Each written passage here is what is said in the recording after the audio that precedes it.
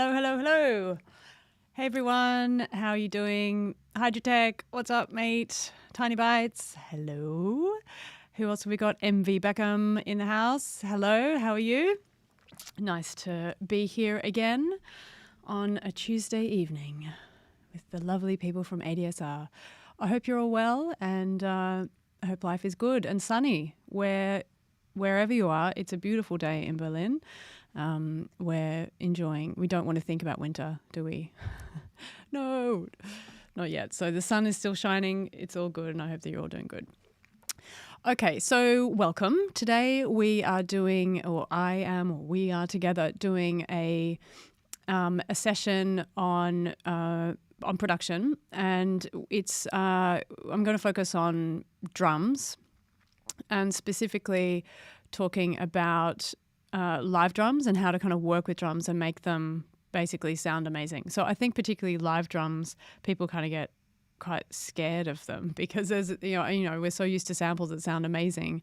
And so when you think about a live drum kit, working with it and working with multiple samples can be difficult. So we're going to, check out live drums in the context of and what I thought today was that I would work with live drums in a hybrid context. So it's like live, there's so many, it's a big topic, right? Obviously. So in an hour, I kind of had to think about how to work with it. And knowing that the kind of community, we're kind of all quite into electronic music, I thought that what would be kind of relevant and interesting is that how might we work with live drums in the context of like, how do they work with samples and stuff like that? So I didn't take out my chewing gum. Sorry, that's disgusting. Right, now I can speak properly. Hey, Sam, how you going? Yes. Thinking about how we can make them work within the context of hybrid production, electronics and stuff like that. So let me think about, to kind of give you a bit of an overview. I'm seeing that it's cloudy. Oh no, rain in Toronto, cloudy in Italy. Whereabouts are you, Hydrotech, in Italy? Carabana. Where's Carabana? Carabana. Sounds warm. That's all I know. Oh, and thank you very much for kicking off Pathwaves. Yes, we kicked off Pathwaves yesterday. Anyone out there who is underrepresented female, non-binary people that are working as engineers and producers, I have an initiative that encourages development and opportunities for people like me and like you. So check it out. Cool. All right. Okay. So let's get into it, get cracking. So, as I said, and also today I've used samples. I'll just move over to my other view. I've used samples from ADSR. Now, good opportunity to give a big up to ADSR. ADSR is an amazing portal for all things music. There's amazing tutorials, obviously streaming live as we are now. There's also a really amazing and extensive sample and sound bank library, of which I'm using a bunch of samples and loops today, and plugins and loads of stuff. So if you're on the stream and you're new to ADSR, please check it out. All right. So here we have, now I kind of wanted to work in Ableton, but in terms of me kind of working with acoustic instruments or with live audio, I ultimately felt that Pro Tools was better. So we're going to end up in Pro Tools, but I'm starting in Ableton. So, and I'll discuss what issues I had. Okay, so let me just give you a bit of a blast of the track.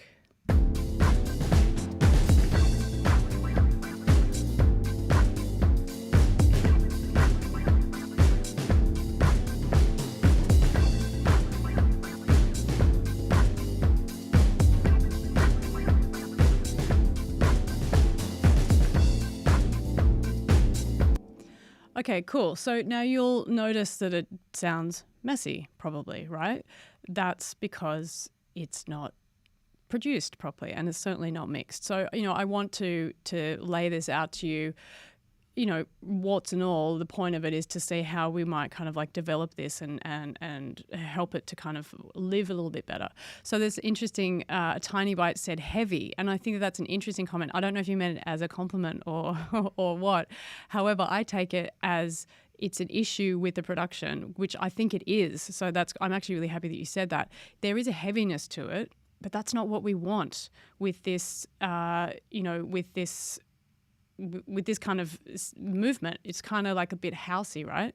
So even though it's there's a kind of a lo-fi house to it, we want it to kind of get some more movement, and we need to think about what's going on there. So good. So Tiny Bites, that's what you were referring to. Awesome. So, I think that we have a false link there. So it's actually pathwaves.de, not pathwaves.com.de. So I think if that, MV Beckham, if that's what you're referring to, it's www.pathwaves.de. Yeah. Hello, Art.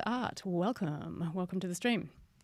Okay, so as we start off now, I guess the first thing that we kind of want to have a look at is thinking, I want to talk first about if you are going to record drums. I mean, maybe you can tell me who of you out there records drums or has ever thought about having live drums in your music, whether or not you want to get a live drum multi-sample that you might use in a track, whether you have recorded drums yourself, whether you use, you do genres that use live drums. Let me know so I get a sense about who's out there. So to kind of talk about it first is to think about what drum mics you need. So if we're thinking about drum production starts when you decide how you want to record the drum kit, right? So I have this, and I picked this specifically because this drum kit was extensively mic'd. There's lots of different mics, potentially too many actually, that we maybe not necessarily need it. But I thought it was good for us to kind of talk about the different options different things you might want to work with. So kick in and kick out. Kick in and kick out is generally the kick out is the one that's going to have more of a subby kind of sound, and is going to be more diffuse and less kind of attack. And then the kick in is the one that's kind of closer to the beater, and you will have more of the clickiness, right? Okay, so let's have a listen just to that. It's pretty quiet. Turn it up. So kick out. Okay, kick in. All right. So those two is a really common combination because we want the kick of the beater and also the resonance and the nice kind of low subtones, but it's hard to get them with one microphone. So that's why it's often used in combination. So Tiny Bites is saying, I use a Sennheiser MK4 and an SEV7 for my drums because that's all that I can afford. Look, you got to do what you can do. Absolutely. Yep. You got to start somewhere. And it's also, you can get great drum sounds with less microphones. This just gives us more options, I guess, for interaction with the different parts and stuff like that. Okay. So we've got kick in, kick out. Then you have snare. No, these are the wrong way around. Snare top. And then snare bottom. Now this is one that's maybe not as often used. The underneath part, the bottom part, is where you get the snare part of the snare. And that's, again, it's helpful because if you just have the top, often it can feel the snare with a snare drum without hearing the snare sound, which is underneath, can often feel like suffocated and not alive. So if we listen to that again, bring in the snare bottom.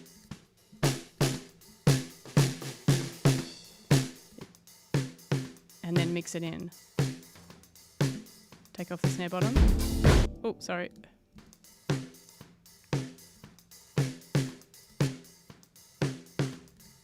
You can really hear that underneath the snare bottom really helps to give the full picture of the snare, and it sounds like a lot better. So if we just take those four mics together without doing anything,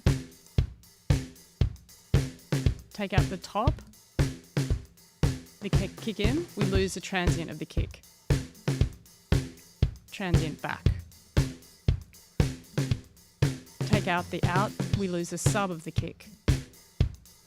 Okay, so this is a really common combination where you have a kick in, kick out, snare top, snare bottom. Then we have a hat. The hat is often, people often say you record the hat and then you mute it because the hat is a kind of sound that manages to find its way into all of the microphones. So yes, and often the hi-hat is the cheapest microphone that you have in the studio, and that was the case in this session, and I really don't like the sound of this hi-hat actually, but there you go, it's there.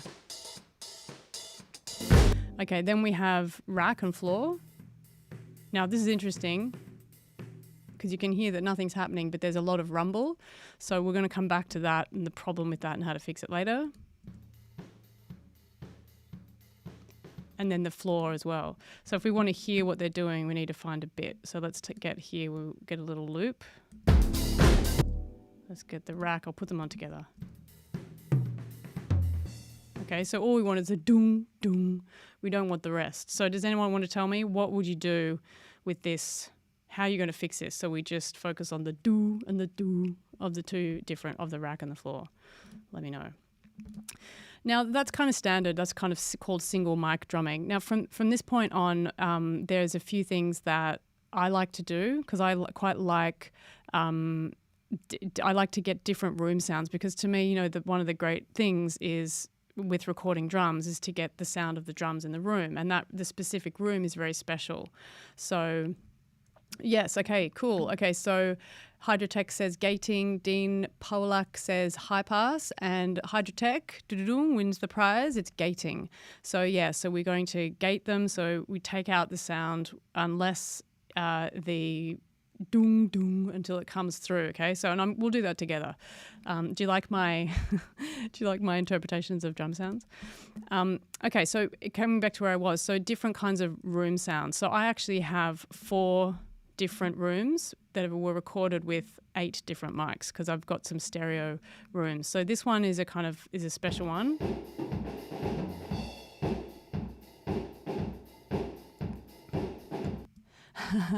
Make a MIDI track and replace with samples. Hell no, Ellie. I mean, you could, but then you miss the fun of a real drummer, and that's what this is all about today. Is to play with real drums. And, you know, I guess this is one of those things is what's the benefit of having real drums? It is the humanness, the imperfectionness and the rooms. Just for the toms. No, we don't need to do that. We'll show you how you can keep it all in the audio realm. We don't need to use MIDI for this. Okay, so yeah, this is my room. This is my dirty room.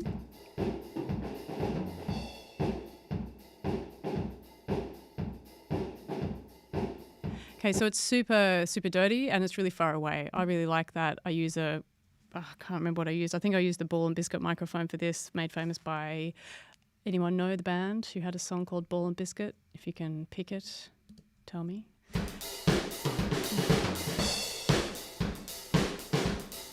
Now this is more of a traditional overhead mono, and this was a 47, I think.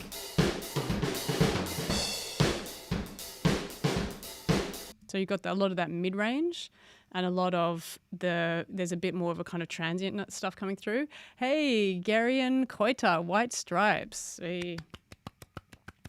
Very, very impressive knowledge there. Good one. Okay, so then we have a normal overhead mono, and then I've got some stereo. So these are my stereo overheads that are right on top of the drums. You can really start to hear the movement in the stereo field. And then finally, I have some rooms far away.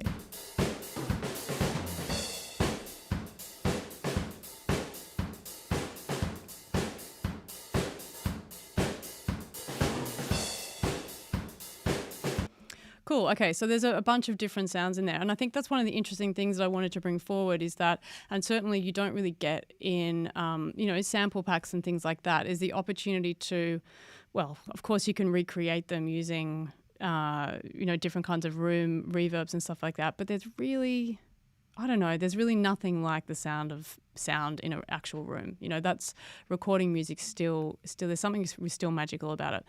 So anyway, when I'm in a room like this and I have drums, I definitely like to take different kinds of snapshots and sounds. Also for me, I like to resample stuff, and I use things for lots of different, different elements and stuff like that.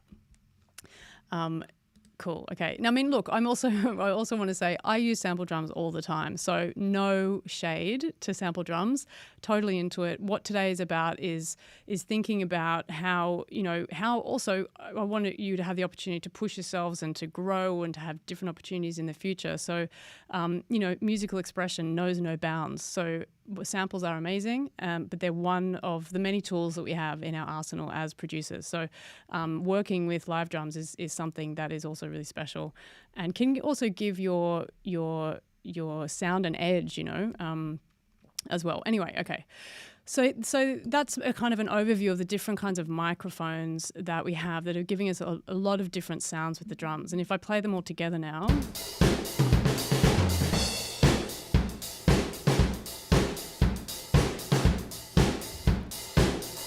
Okay, so we've got a really robust kind of live sound. However, for me, it's a little too live sounding. So now the next step, once I've kind of got my tracks all together, is thinking about the balances. So let's just go through and do that.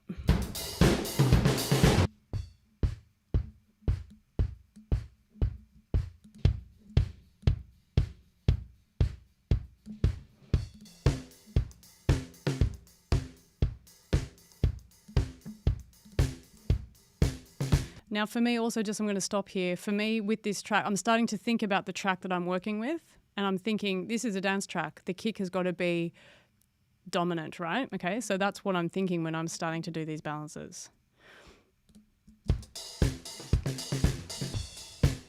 Okay, that hi-hat's still too loud, so I'm actually going to gain stage it down.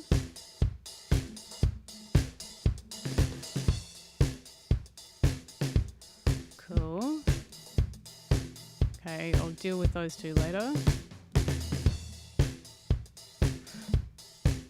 So you see how much that hi-hat just comes through? Okay, now in with the room sounds. Whoa, okay.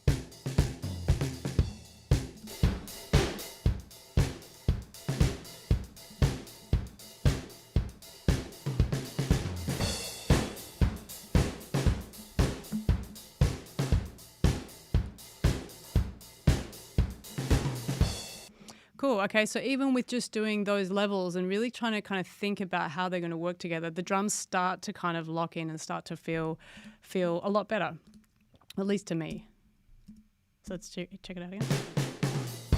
And also what I didn't say is that I've also done some simple panning.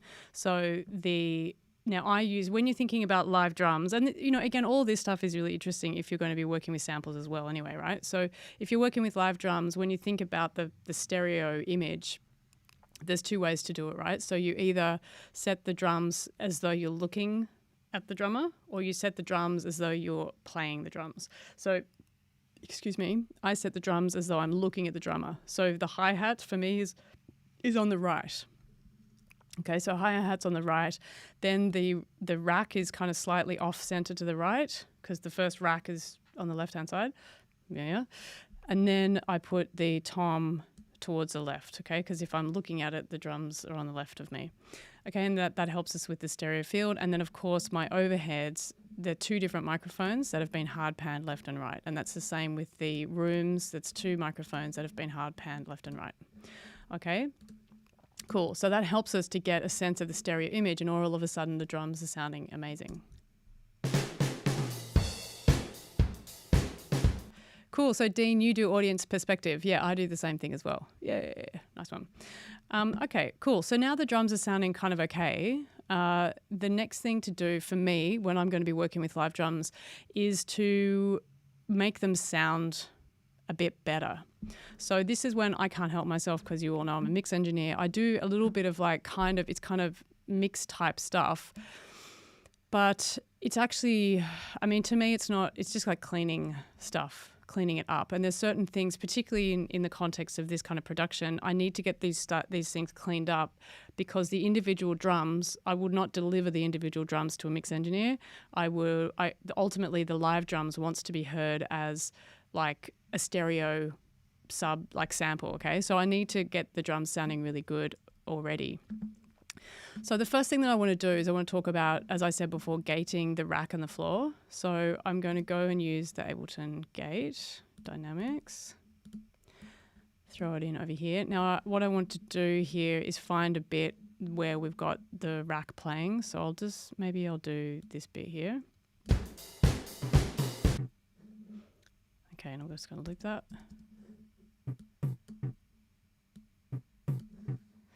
Okay. So now over here with the gate, does anyone know, are you confident with using gates or it's confusing? Let me know. Are you, Ellie's saying, will I explain my process for checking phase with these? Yeah, I can. Yeah, I can certainly talk about it. I'll do that in just a second. So with the gating, the thing about it for me is to kind of figure out where the threshold point is first. Okay, so I generally kind of have the release and everything quite tight. Okay, and I bring it down. The important thing with gating is that you make sure that you get the quietest part, right? Because if you miss out one quiet trigger, it'll sound weird. Okay, so that's the really important thing, is you hear, not just for the loud ones, but for the soft ones. Okay, and then the return is where we want it to land. Okay, so I want it to, because it's quite, you can see the noise floor is quite loud there. So that doesn't sound great. So then the next thing is I need to make it more natural by changing the hold and release. Okay, so that's how long the gate will stay open. Someone gave a really good example. I don't know who said this to me or where I read it or whatever, but someone said about gating. Has anyone seen that Wile E. Coyote, Roadrunner and Wile E. Coyote, when they run off the cliff? When he runs off the cliff and before he falls down, that's like the hold. So that's how long you are suspended. So that's how it helps with the resonance of the drum. And then the release is the moment that Coyote realizes, oh my gosh, I'm in the middle of the air and I'm about to die and fall off the cliff. Then the release is how quickly you fall to the ground. Is that a good description of hold and release? I don't know. It works for me. Anyway, okay, so we're going to increase the hold. Okay, and then the release as well.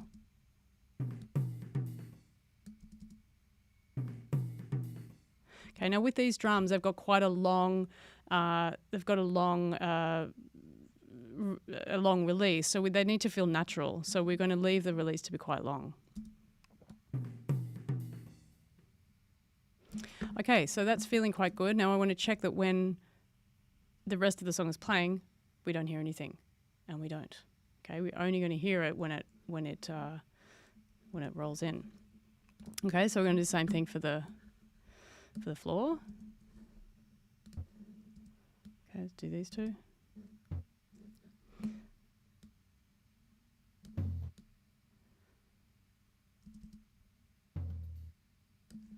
Okay, make the hold and the release longer. Okay, pretty quiet there, isn't it? It's a bit too quiet, that one.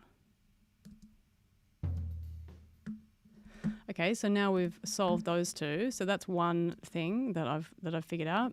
Now with the kick as well, we could go through and I could gate all of these. And in fact, with this kind of track, I might even do that. I've already done a little bit of it in here. If I take that off. Okay, so you can hear that there's some gating going on with the kick already. I forgot to turn it off. Okay, so gating is the first thing that I do with live drums. Often I might do them when I'm recording them, so it's certainly a way to kind of clean them up immediately and get them to work together better. So I'm going to move over to one that I've actually completed a little bit more so things move a bit faster. So in the meantime, I'm going to check out some of your questions. Yeah, let's save it. Okay, so let's check in with your comments and questions and stuff like that. Okay, so Chris was asking, hey Chris, you're over at the the Twitch. Oh, sorry, I wasn't checking both of the stream. I don't know if I got your message from Twitch. Anyway, okay. So, what does the downward expander work for me, and am I happy with the results? Are you talking about the Ableton expander? The Ableton gate expander is good. Yeah, I like it. I think it's good. I think with all of them, they have a different level of sensitivity, and I think that I'm kind of more of a fan of the Pro Tools gates. I think they're really fine-tuned. Also, what's that other program? Reaper's gates are amazing as well. Anyway, but so we go through, we do some gating, and then I do a little bit of processing on the individual channels to kind of shape the sound a little bit. So let's have a little listen to what I've done here. Okay, so that I'm really just kind of focus in on the sub part of this, okay? So, and again, I'm not like, some people could go, oh, you're mixing. And yeah, sure, it's a similar kind of stuff, but it's actually sound design because I'm really trying to decide what I want the drum to be. Mixing is when I'm making sure that it's as perfect and that's amazing as it can be, right? But here I'm designing and changing the character of the sounds. And I'm not overly worrying about making it perfect. Okay, so here I took away the sub. Okay, and then together. Okay, cool. The snare, similar kind of thing with the snare. Now let's talk about the snare. Let's talk about phase. So someone was asking, Ellie was saying, can you explain your process for checking phase with all of these mics and room mics? Now I'm going to go big for a second. Okay, so phase is always a really big topic that everyone freaks out about. So the first thing to say is that when you record live drums, it's really important that you pay attention to phase when you record them. That is the most fundamental. That is the time to get it right. So how do you do that? It's actually fairly simple. Is that when you're setting up microphones, particularly ones that are working for the same sound, like kick and snare, we've got two microphones on this, firing for the same close mic drum. That's when you're going to have significant problems with phase. So what you do for that is to really think about the distance that they are from the sound source and make sure that the distances are the same. If the distances are not the same, you're going to get phase problems. The other thing that's very important with the snare drums is to flip the phase, right? So let's have a little check this out. Okay, let's just go for the snares. Flipping the phase. Is there a phase flip here? Yeah. Okay, so this is obviously a channel step emulation. With the of any channel strip, most EQs, you have this phase flip option here. So let's see if we can, hear. And the other thing to say is that you have to get used to listening for what phase problems sound like. So to answer your question, Ellie, when I set it up, first thing I do is make sure that when I'm recording is to ensure that the measurements are right and that I'm thinking about where everything is away from each other. With overheads, I would, do the old trick of I would just use an XLR cable from the center of the snare drum. Why the snare drum, you might ask? Because it's the loudest aspect sound in the room and the most transient. So that's where you're going to really notice phase problems. So I will get that from the center of the snare drum and measure it out and make sure that the length between the two overheads is the same. Okay, so that's a simple trick. Then once I've done that, you listen out to hear what it sounds like. So to explain how can someone put in the chat, how would you describe phase problems? What does it sound like to you? Because I think that's important. So if you can describe what you're listening for, then you know that you'll catch it every time. Okay, so let's have a listen to this.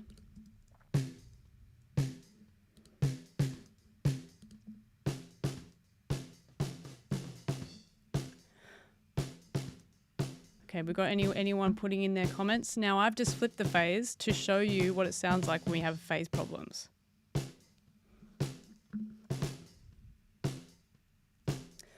So when the transients are smeared or not punchy, for example, says Hydrotech, and that's like, yes, that's true, but it's even actually more so than that. It's more dramatic than that generally for me.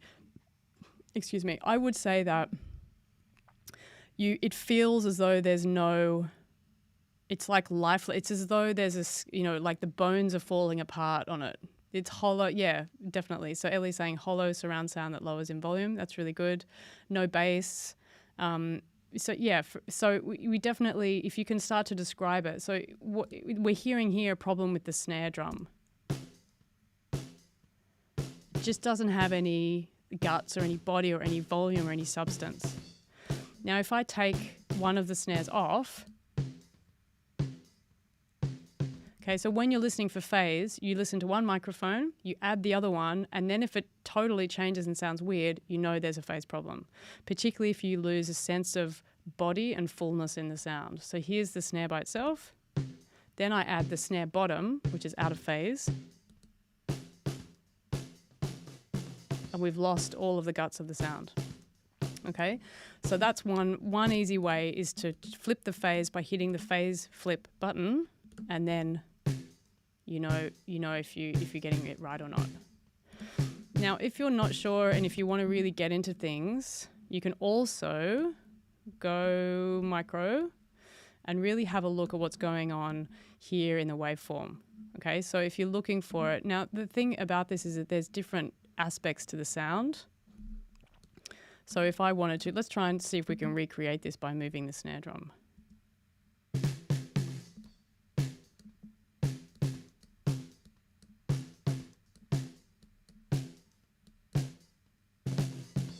Okay, so can you see here how I've now moved it so it's now out of phase? So by moving it so that when it's there, that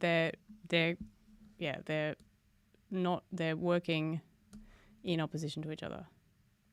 Okay, and you can kind of hear that the sound and how it's moved along there. It can be difficult though to hear, like to interpret what the waves mean. I personally prefer to use my ears, right? Listen to your ears and really think about how how it sounds and how it feels. That is always going to work for you, in my opinion. All right. Okay. So that was the phase discussion. It's definitely a detailed one. I hope that was okay for you, not too boring. And for those of you who asked, I hope that it has given you some good information. Hydrotex, if you like loose body form in Dark Souls, you become hollow. Whatever that means. Anyway, okay. All right, so let's keep on rolling, okay? So now we have our drums. We're going through and just kind of trying to tighten them up, clean them up a little bit. Now, the question some might be is, well, why don't you just do that when you're mixing?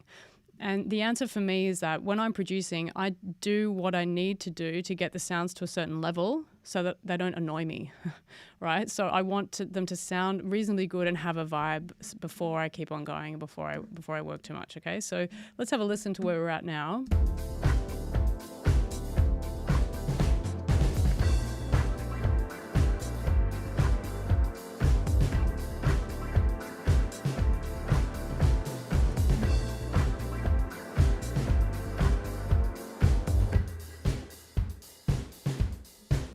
Okay, so now our drums, it's kind of all sounding a lot better.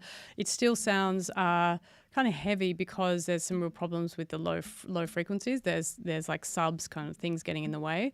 So that definitely needs to kind of be paid attention to. So if we kind of think about, we now need to have a bit of a listen to some of the other sounds. So let's listen to this track. And I've done a little bit of EQ here to kind of start to clean it up a bit. Now I want to add that with the kicks. And when I'm listening to this, what I'm kind of thinking is that actually I think I'm going to bring down the sub of the kick, and I'm going to let the click of the live drum come through more than the sub, because we've got the sub in the other one.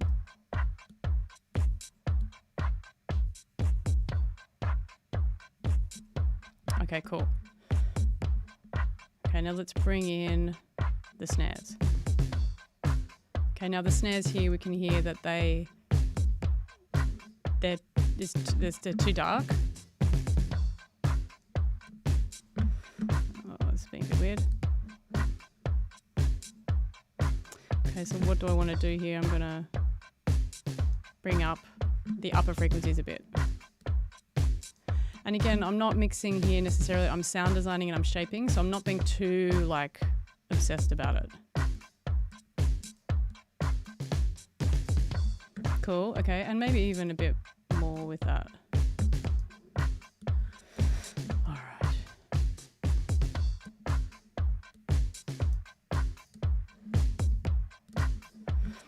Cool, okay. Let's think of what else we have. Cool, okay, so these are all working. I'm not sure about that one, I'm going to take that out.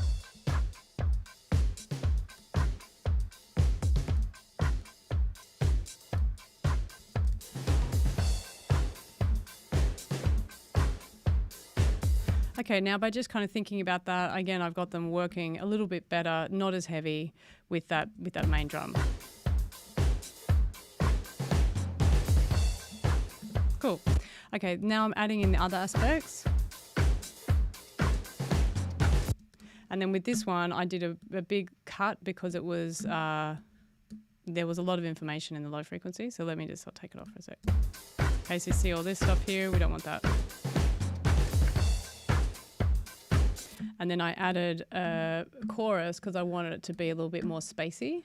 So I'm bringing through some of the kind of spacey vibes of this chorus. Let's just solo that one so you can have a little listen with it out on. It's also making a kind of a stereo vibes. Yeah, so Hydrotech's loving to combine acoustic and electronic. Yeah, so do I. It's defo good. It's fun. Really, you get the best of both worlds, I think. Cool, okay. Now, Tiny Bites is saying, is that snare too loose? Now, that loose, are you talking about in terms of rhythm or are you talking about in terms of compression? The answer is both, I would say. I think it's too loose in both kind of contexts. I've just wanted to kind of get a sense of a vibe and everything. And again, when I'm doing this, I try to feel it out and not to be overly controlling of things too quickly, too soon. I don't like to reach for compression too quickly when I'm producing because you can, I don't know, I just kind of kill it a bit. Okay, so then I've got these spacey sounds going into my reverb. Awesome. And then the bass is the other big problem that we need to think about, which is here.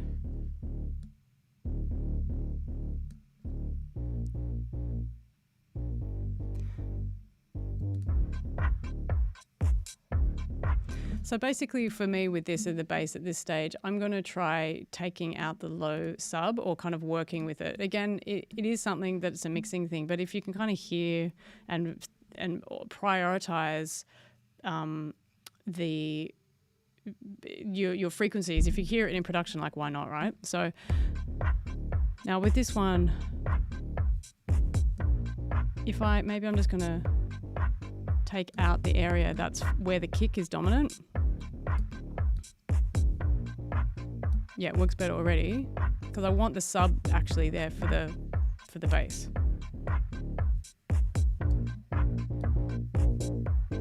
And I'm going to bring up some of the upper mids, so it's going to cut through a little better when the live drums come in. So let's have a listen to that.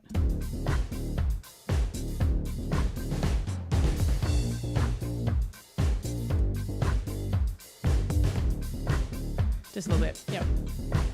Cool, okay. So now they're kind of working a bit better together. And we can kind of start to think about what the next step is, okay? So I started off by thinking about, like, what are we doing in terms of the actual, like, which live drums are we using? Then thinking about how a little bit to shape the sound. And again, I wouldn't spend too long on this. This is half an hour, right? So I would spend like a day mixing this track, but I'm spending half an hour cleaning things up and getting a bit of a vibe, right? The next thing to do for me is timing. So Tiny Bites was saying, is the snare too loose? And it's actually very loose. Okay, so that's the kind of the second theme of today is about what do we do when live drums are live drums and they're a bit out of time and they create problems with loops and stuff, because loops are exactly on the beat and drums are not on the beat. So how much is too much, how to do it, when not to. That's the second part that I want to focus on for today. And also like which, because it's kind of fiddly and there can be an art to it, right? So let's check it out. So who is a whiz at doing multiple, the export groove function a lot? Actually, I don't use export groove function too much with this, actually in Ableton. So if we want to, maybe you can give us some tips there. Was that Hydrotech? Awesome. So what we want to do here, I mean, and there's lots of different ways to approach it, but let's say for argument's sake, is that we want to keep the drums live, but we want to make sure that the one of the drums, because this is a dance track, that the important downbeats are on the grid. Okay, so the first option is to do that.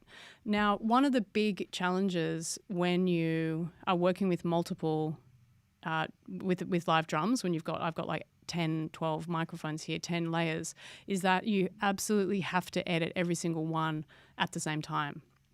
Okay, so this is where for me, Ableton, I'm not a huge fan of it. And also, if workflow becomes a really important thing here. So if you have, like I did, created groups and already started putting things together, it's actually kind of annoying. So you want to, let's see, because basically we need to select them all. Now you'll see that I'm not an Ableton super user here, because I don't actually do this with my live drums because I use Pro Tools. But okay, so we select all of these and then we have to make sure the one that is shown is actually the one that we want to edit, okay? This is where it really frustrates me, is because I can't, if you don't select it properly, you can't see, kills me. Come on now. So this bothers me a lot, and I think it's got to do with grouping. So I'm going to get rid of the groups. It's going to probably ruin some of my organization, but that's what you have to do in terms of the sound levels and stuff. So let's undo the groups. So in this instance, I should have done this before I kind of grouped everything, really. Okay, so let's try that again. Select them all. Who's got the inside tip for why it's not showing up? This is really frustrating me.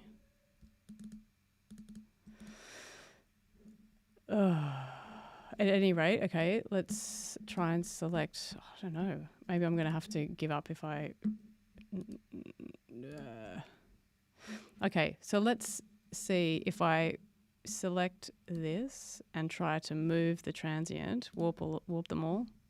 No, it's only warping one at a time. Okay, so look, I'm going to stop this because it's boring and frustrating to watch. But selecting... If you click one, so this is one of the things that can be problematic with Ableton. If you click one, you have to, is it command click or select multiple, but then they don't show up in the below viewer, the detail viewer that you need to edit. For me, by the time it takes me to get this, I'm just sick of it and I want to go to another program and do it. But yeah, God, sometimes it works, sometimes it doesn't. Is an option hold? No, I don't know. Anyone got the second hold? Anyway, whatever. So, okay, this is the challenge for me in Ableton. It's not really designed for kind of multi-channel warping and all that kind of stuff. It doesn't do it, in my opinion, as easily as others. But what you need to do is to be able to select them all at once. I think I have one that I was doing earlier that has it. So let's check it out.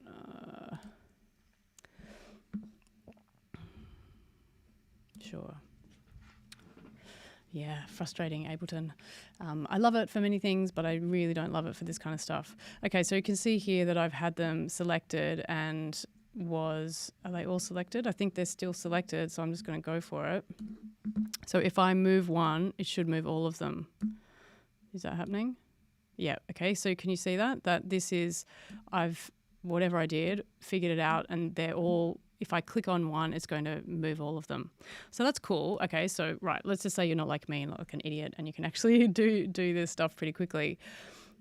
There are still some challenges with it because there's a few things. Number one is when you're warping audio, you're already messing with the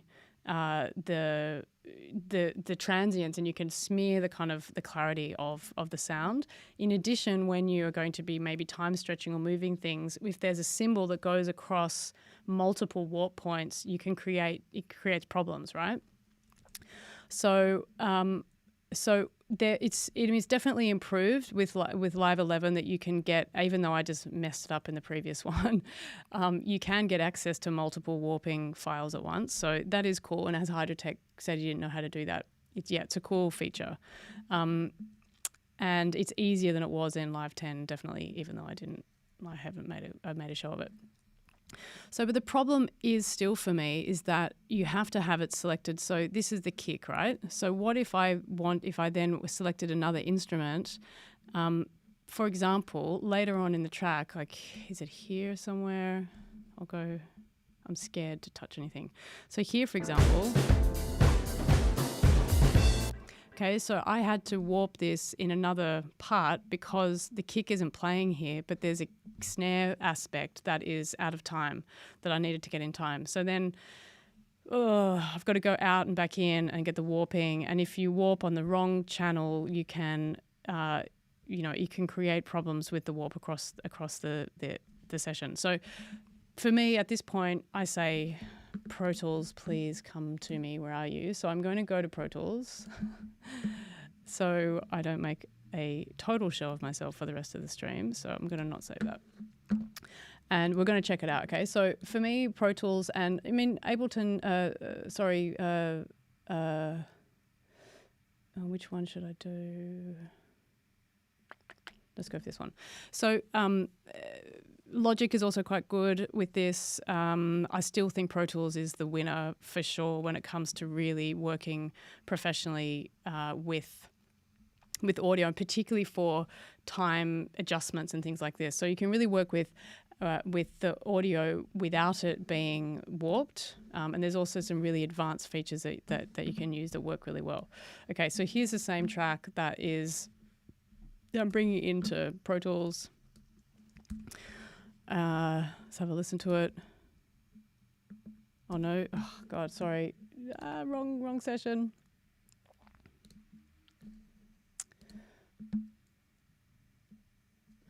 All right, sorry guys. Okay, so here we are. So now what I've set this up that I've got 3 different sections, and I wanted to show you the 3 different ways that you might approach this. Now, this is in Pro Tools, it works in Logic, it would work in Cubase, it would work in Reaper. All of these same types of things have a similar process. So if you don't have Pro Tools, but you have these other ones, it always works. If you are just a Logic user, I'm sorry, Ableton, it won't. Ableton is different. So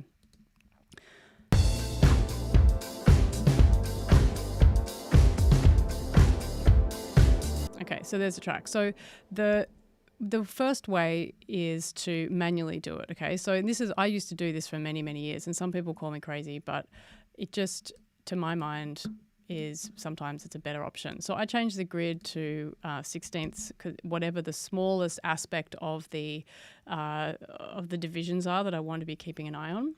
And then it's a simple matter of there's a tab to transient option in Pro Tools, which is this one here. And I would tab to the transient, find the transient, and then do an edit, basically. Okay, so I'm going to go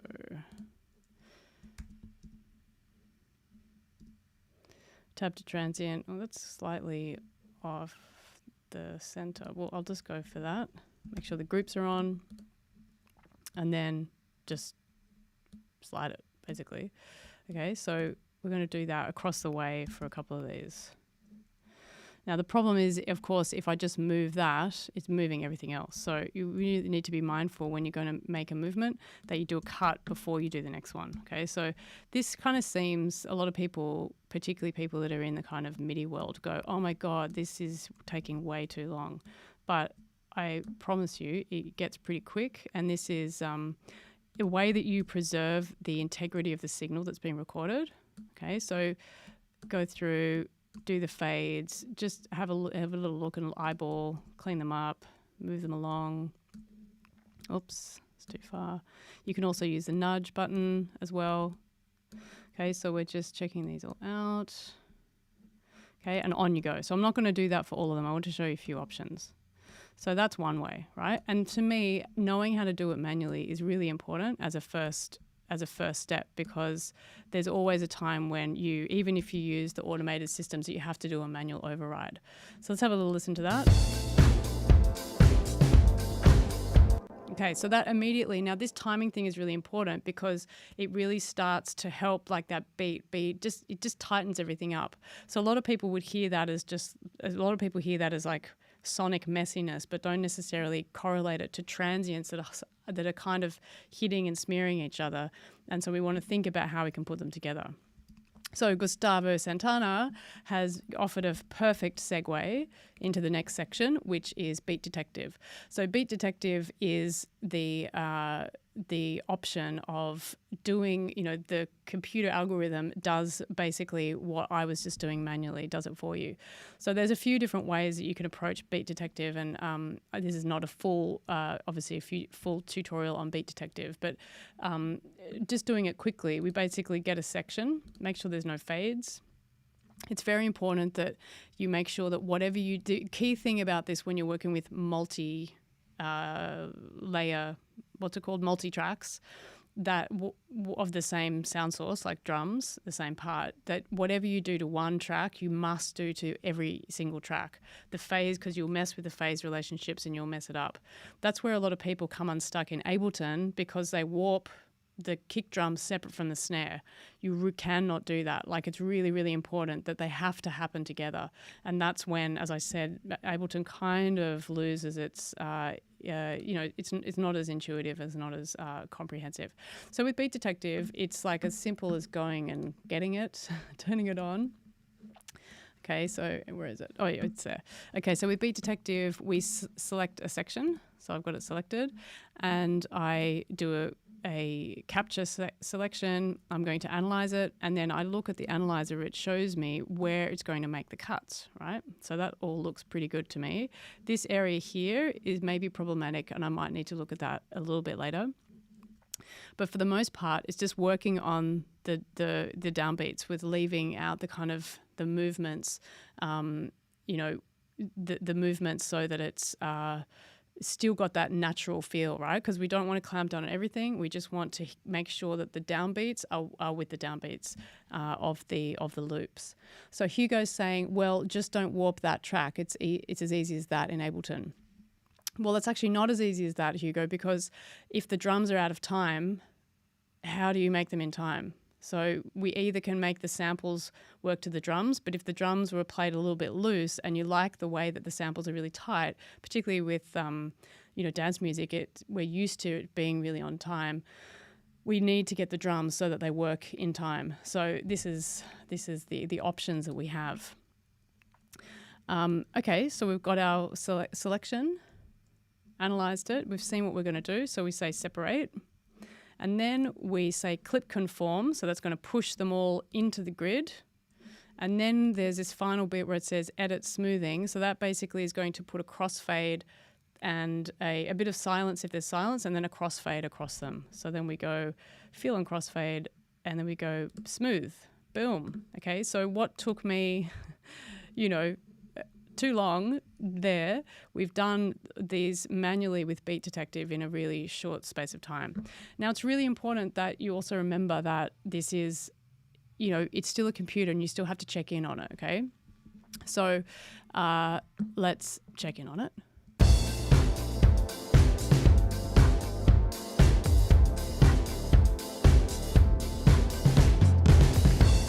Okay, so there's a problem there, so I'm going to note that.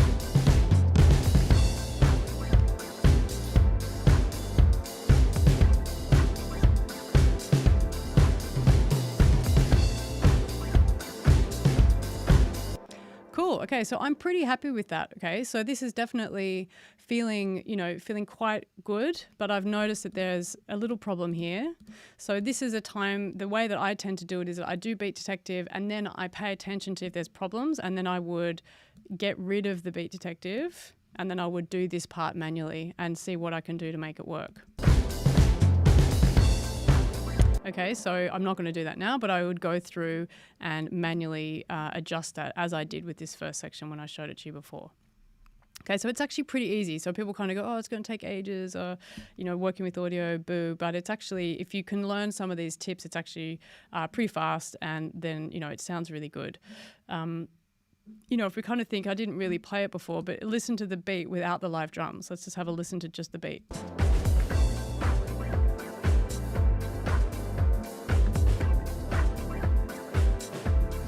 Hang on, you can kind of hear half of them. But anyway, if we bring the drums back in.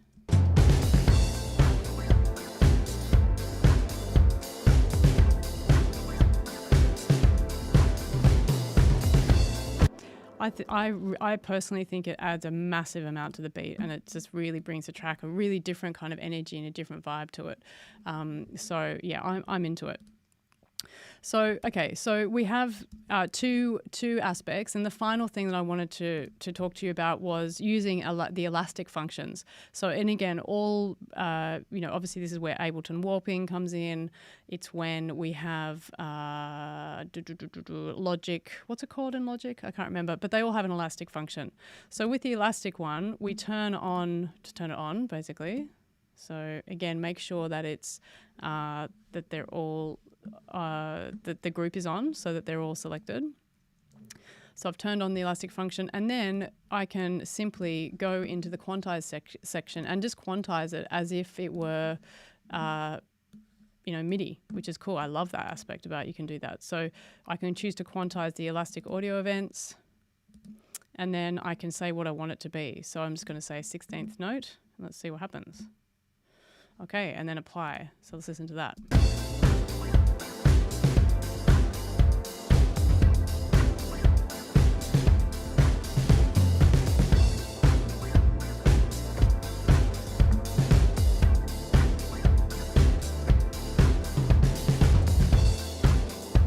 Okay, now here we hear a problem with the elastic audio. Okay, so these artifacts are going to come in with the with the elastic audio, which is a problem for the algorithm with I guess atmospheric or pad-like sounds that are going to be going across multiple microphones. So that's something you really have to look out for. Okay, right. So what I wanted to kind of show you here with this timing thing is to show you the different options and the different ways that you can work with aligning the timing of live instruments. And, this is drums, but what if you work with a guitarist or a live bass player or whatever? Even though I went really super powered here by working with 12 different tracks, the principle is still the same. And I think that one of the things about it, particularly if you're an electronic producer, working with, music that was created by real people, it's not for everyone. It's not for every genre. I'm not saying it is, but it's definitely an aspect that I think for, producers to really have this, the capacity to do this kind of stuff, and to be able to explore different options with live instruments, and to be able to not control you, but for you to be able to get those sounds and bend them to your will with your creative expression in your way, mixing with your sounds and your loops and samples and stuff like that. So, if for me, if I'm going to think about, if someone asks me, okay, so there's all these different ways that you showed how to do it, how would you do it? For me, I would use the beat detective route. So I like to do it with. I don't like to use the elastic audio, the algorithm. I still feel that it kind of changes the sound. So when I can keep the audio and do edits and move audio clips, I will always choose to do that. And then when there's problems with the beat detective, I do it manually. So that's my kind of hot tip for it. And, which is why, as I said, why I don't actually use Ableton, because it's a lot faster to do it in Pro Tools, because it's kind of more set up for that kind of stuff. So Tiny Beats is saying, I attempted a 6/8 song. It's not going to be ready. So that's for the production challenge, right? So awesome. So make sure you get your tracks in for the production challenge. It's, 1 more week, I think? A 6/8 song. I like it. Okay, everyone. Look, we're we're at the end of this heavy session on drums, organizing drums, and thinking about how we can get acoustic drums to work for us. So, really, in summary, it's thinking about, first of all, balancing the selection and how you're going to work with your drums, thinking about the sound design in relation to the other sounds and samples that you have, and then certainly the final and to me, the most important thing is to really think about getting the transients, getting them in time, and thinking about the way that the groove is, how you're going to control the groove, keeping the energy of the live drums, but also making sure that it works within the context of what you're doing. So something that I also have noticed, particularly with electronic producers, is that often by the times that they've processed the live drums, they've killed the live drums of the live drums energy by over-cutting and over-resampling and trying to control it. So it's definitely high skill level, high kind of attention to detail here, but a little bit of effort, you'll get your drums sounding amazing and you'll take your productions to the next level. So I hope that you've had a good time tonight, and next week we're going to be talking more about more into kind of electronic drum production. We won't be working with live drums. Thank God, say some of you. I love live drums, but I also love drum samples and beats and stuff like that. So we'll get into that next week. Any questions or any comments, throw them through. Otherwise, we're going to sign off fairly shortly. So thanks, everyone, for joining. I'll catch you later. See you later. Bye.